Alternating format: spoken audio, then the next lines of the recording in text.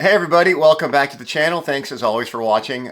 We have another episode of Micro Discographies for you. Yes. Let's get the rules real quick. We got to do it. Yep, only one album. A band can, the max they can have is one album. They can have some singles, an EP, or whatever. Comps Compilation, don't count. But yeah, just one album is the max they can have. All right. Yeah. Let's keep those rules micro. Yes. All right, here we micro. go. We're going to New Zealand. Yay. The New Zealand punk scene in the late 70s even. Yes. Who are we talking about? We're talking about Toy Love. Toy Love. Yes. They are one of Chris Knox's bands. Chris Knox, Alec Bathgate. Yes, so yeah. We'll talk about them a little later, but yeah, they're a precursor to Flying Nun, let's just say. Yes, they were. Yeah, but Yes. I think they originally hailed out of Dunedin. I think so, yeah. And then they started out as one of New Zealand's first sort of punk bands, The Enemy. The Enemy, correct? Yeah, Yep. were the band that they were in. So Yeah. yeah. But they never released anything as The Enemy. No. That's a real micro discography. They were, that's Just a live true shows. micro.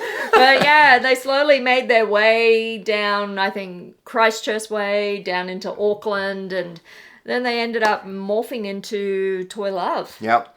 And what do you say their shows were known for? They kind of, I guess there's some psychos in New Zealand.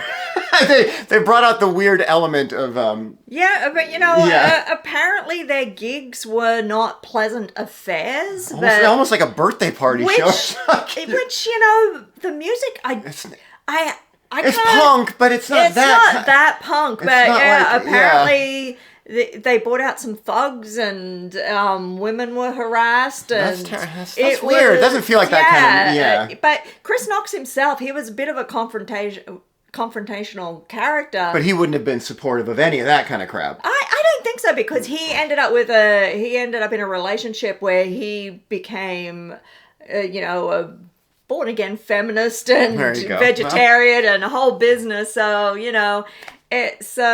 it was just weird. Any kind of aggressive music tends to bring out aggressive. But I didn't even feel like it's that aggressive. I know they're punk, but that kind of punk, like it's poppy punk. Poppy punk. They're never like, it's not hardcore punk. It's like it's punk. It's new wavy, post-punky punk. Exactly, new wave post-punk. Yeah. All right. Originally, their first single we don't have. It's the one thing we don't have. I've never seen it.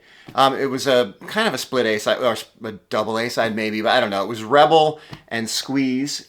Came out in 1979 on Elektra Records. Oh wow! And that Elektra Records, like Elektra. We'll show the label and the photo with the caterpillar on it even. Oh wow! Yeah, out of New Zealand, but only released in New Zealand. They ended up reissuing the butterfly. Yeah, with the caterpillar at the beginning. Yes. They ended up reissuing it later with the second single, I think, which we have. We'll show. We don't have the reissue either, but so yeah, we're still looking for this one. Anyone has an extra copy? Yeah, we can DCLT, Yeah. We've heard about this. Yes. Yeah, so that one is like Rebel, the song is kind of like Flying Nun kind of, it's like, it kind of can tell they would be on Flying Nun eventually, these two. Yeah. It's kind of a bit of that jangle. And then the B-side, Squeeze, we thought we had that kind of post-punky, new wavy kind of vibe. Yeah. Credit cards and a Maserati. He don't go to films unless he knows they're haunted. He likes women's lip and the values wanted. He's a rasta, he's new and white. Don't do nothing unless he's told exactly how to behave. Such a crazy squeeze. Got me on my knees begging. Such a crazy squeeze. Stop me on my knees begging, please.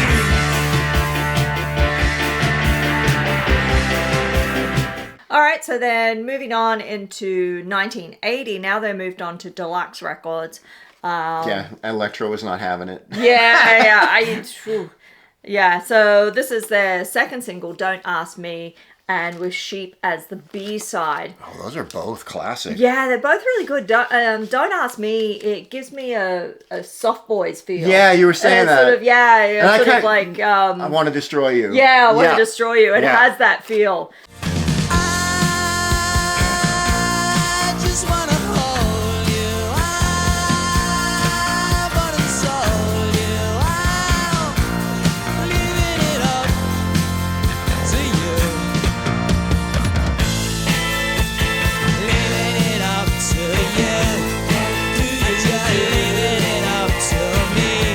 But Here's the cool deluxe label. and a lot of this stuff that you're going to see, Chris Knox did the artwork for. Did you show the back? Yeah. You did, yep. Yeah, he's actually a really great artist as well. So yeah, this is pretty cool. And the B side of this one is a bit more punky. But I mean the poppy kind of punky, punk, you know. And yeah. But really, a really great single. I don't feel any pain.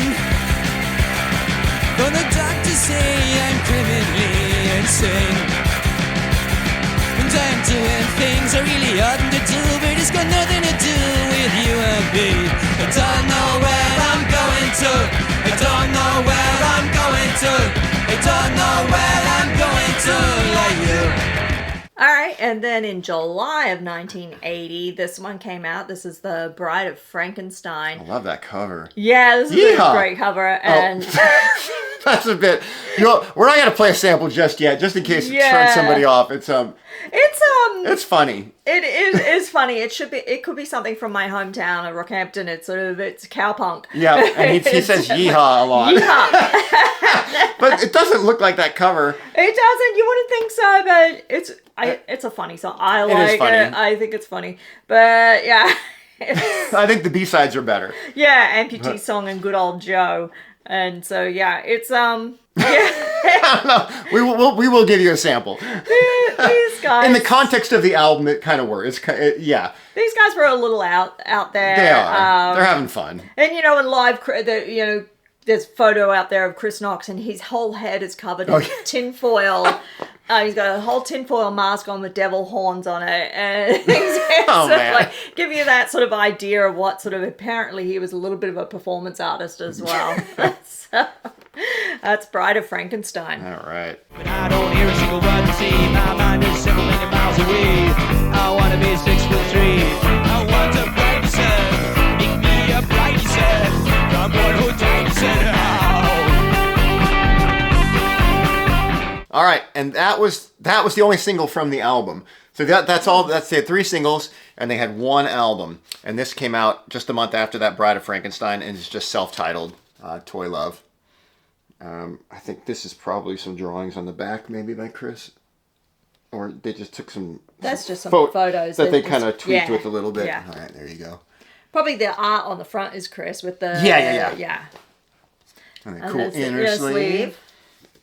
Lyrics. Yes. Which come in handy a little bit, but you can pretty much understand. And this is kind of all over the place. It is. It's in the punky, post-punky, new wavy realm. Yeah. So yeah, in case we didn't mention, Chris Knox is the vocalist. Yes. Alex Bathgate is the guitarist. There's other people. There's Mike Dooley on drums, Paul Keane on bass. Oh, and Paul Keane comes in a band later. He was in the Bats. Oh, yeah. That's right. I'm like, wait a minute, what is he? So he's in the Bats, and he's also in that Sunday Painters band that just came out a couple years ago. Oh. Hamish Kilgore and Alex that's Bathgate. Right. Yep. We showed that recently. Yeah. So it's kind of a, yeah. And then they had Jane Walker on keyboards as well, so that gave them a whole different edge as well. We'll play some samples for sure. The first song, I Don't Mind, just a nice Buzzcocks undertone. Kind of sing-along punky, poppy punk song. Yeah, exactly.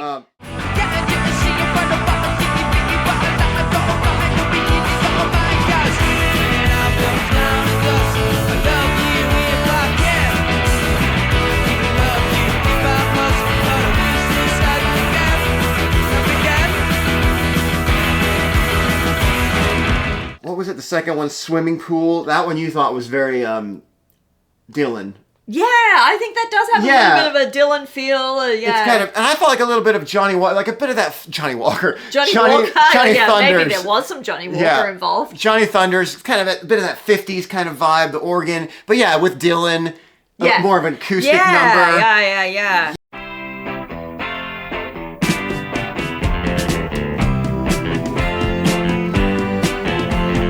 Records that are so excited, and now it's all a part of history. Lots of chat and lots of thread. Well, I don't know, it seems okay to me. Toy Love Song. They even named their own song. Oh my goodness. Toy Love Song and Photographs of Naked Ladies. Those are very. We thought like or Eno, like Here Come the Warm Jets. Yeah, that sort of Eno.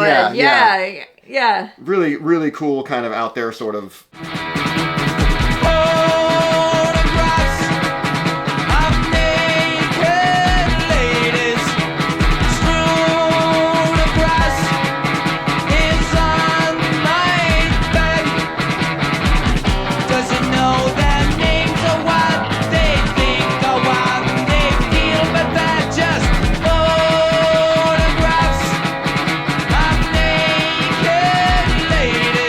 What about Bedroom? Oh, that's the one that's kind of Kraftwerky. It is. It's got a little bit of a Kraftwerk feel to it, yeah. The model a bit, yeah. It's it does more have keyboardy. a bit of that one, yeah. Yes. I bought you to ease my pain.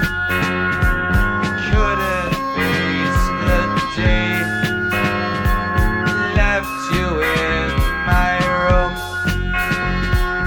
How could I know I would fall head over heels for you, feel for you as I do.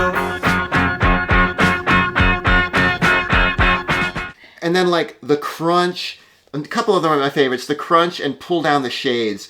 Those are like New York punk. Yes. Johnny Thunders. Yeah, but pretty that upbeat. sort of like dirty punk, but yeah, Yes. it's still got that pop sensibility. Oh, to yeah, it. absolutely. So yeah. Everybody's got a lot to learn about the things they say and do. You gotta see how mortality ain't necessarily true.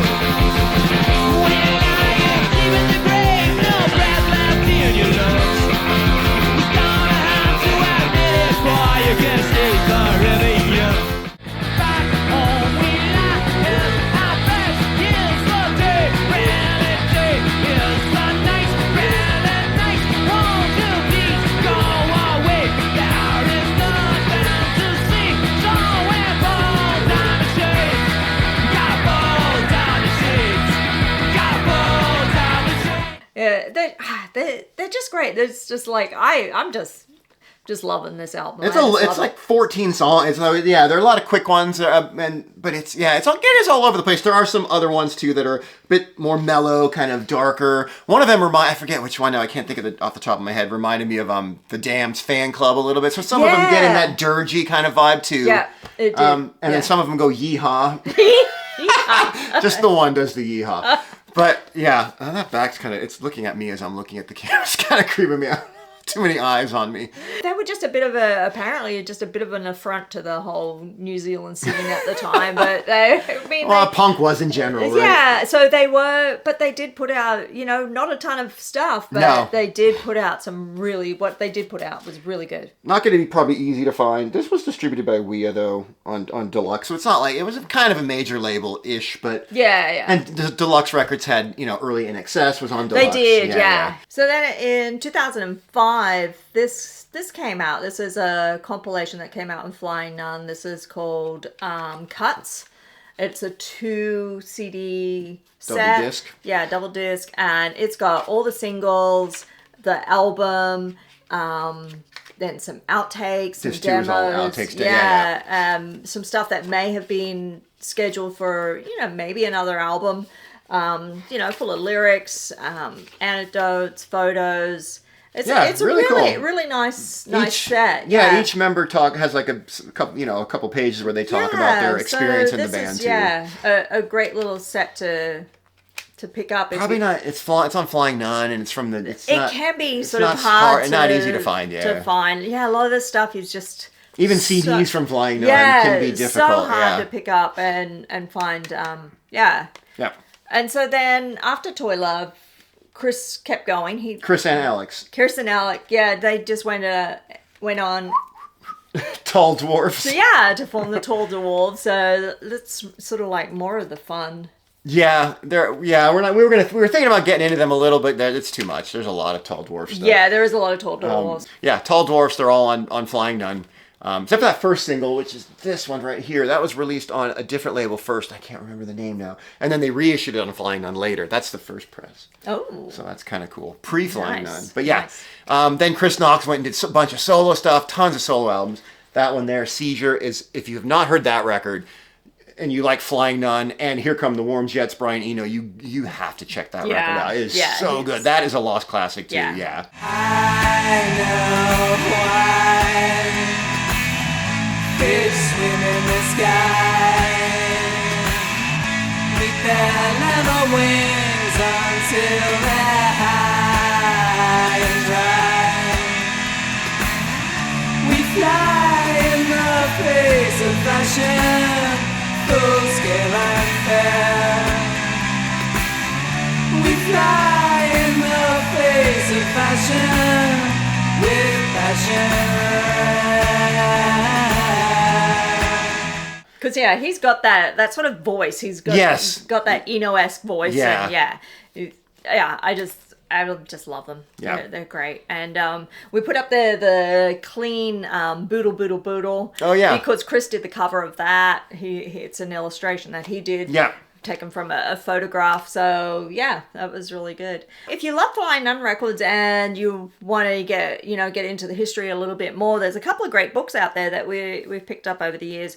In Love with These Times, My Life with Flying Nun. This is Roger Shepard. He was the guy that the formed, founder, owner. Founded Flying Nun Records. So he was there with Toy Love with Chris Knox. He was there with the Enemy when they first started. Chris Knox, he ended up becoming a bit of a Flying Nun company man. Oh, that's right. Yeah, he did some of the sales for them. He did some production artwork, photography, all that kind of stuff. There was even some fall stuff that was released on Flying Nun that Chris did the artwork for. Oh wow, yeah, that's right. So this is a great book. From his perspective. Yeah, from his perspective. From the owner of the the history of Flying Nun Records and the New Zealand scene from the late 70s into 80s. Yep, and then we got this other one. Oh, it's got Hamish Kilgore on the front. Needles and Plastic, Flying Nun Records, 1981 through 88. And this is just basically, I don't know. It's huge. You can tell how thick. It's huge.